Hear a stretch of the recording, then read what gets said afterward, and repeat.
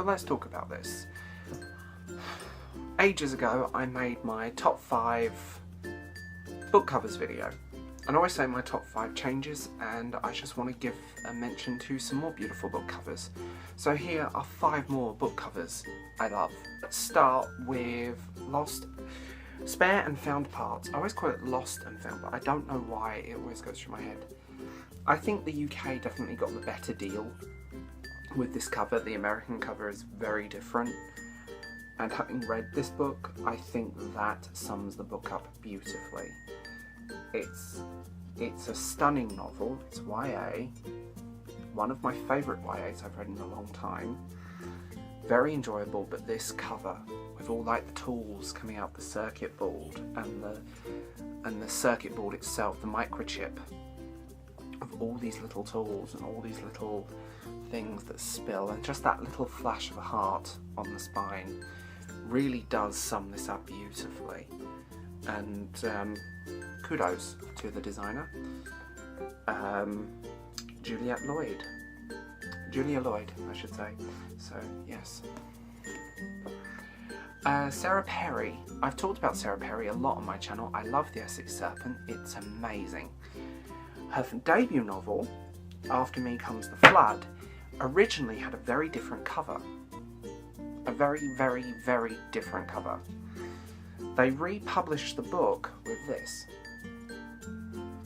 which I think is gorgeous.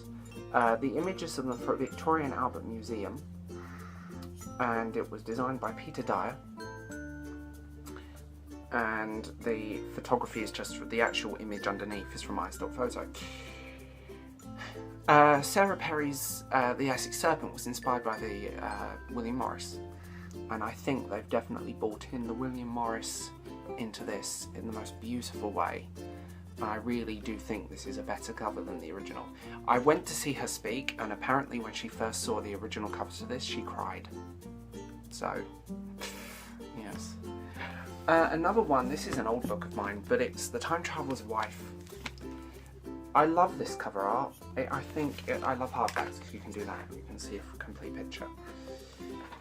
It's a scene from the book. She left clothes for Harry out when she was a child, and it's so brilliantly done. So Henry, not Harry. Why do I say Harry? So beautifully done. I think this is quite poignant, the sort of retro kids outfit with her waiting with the clothes. I love it when covers depict a scene from a book. The unfortunate thing is, the only cover for information is, it literally just says cover photography, and then the name is scrolled out. So I don't know who did this, and I can't find the information. But I think it's a beautiful cover, and I think it's very fitting to the story. Idaho. This, I think, is a work of art, as book covers go. I think it's beautiful. I think, as someone who's read the book,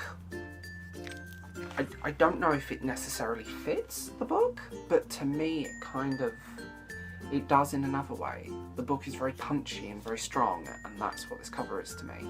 It's punchy and it's strong, and I like that. I think the whole play of how this is done is beautifully done. I always say that. The cover illustration by Chris Warmill, and it was designed by Susanna Dean. So, yeah, this is gorgeous. And finally, Philip Pullman's The Book of Dust. The UK and the US got a very different cover. I genuinely think the UK got the better deal. It's a beautiful book anyway, to say the least on the subject. It's a beautiful book, but we definitely got the better deal with the cover and these gorgeous end papers. And it was designed by Chris Warmill again, and yeah, Chris Warmill. So woodcut again. I think this is gorgeous, and it fits. It's a scene from the book depicted on the cover. I want to give 2 honorary mentions to Sara Perry's The Essex Serpent. This is the Waterstones exclusive edition, which was designed by iStock images and William Morris, apparently.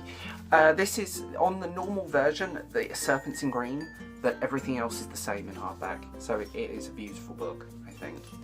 And I'm going to give a shout out to A Little Life.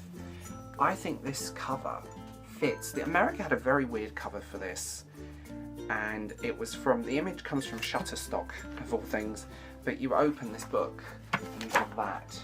It's a big red book, but yeah, so you have, I think it's beautiful, and with its setting being New York, and its feel and its vibe, I think this sets it up so well, and just, I think it's gorgeous. All I'm going to say now is please tell me what you guys think in the comments down below in the doobly-doo. Please like and subscribe, and all of my links and info are down below as always. Bye.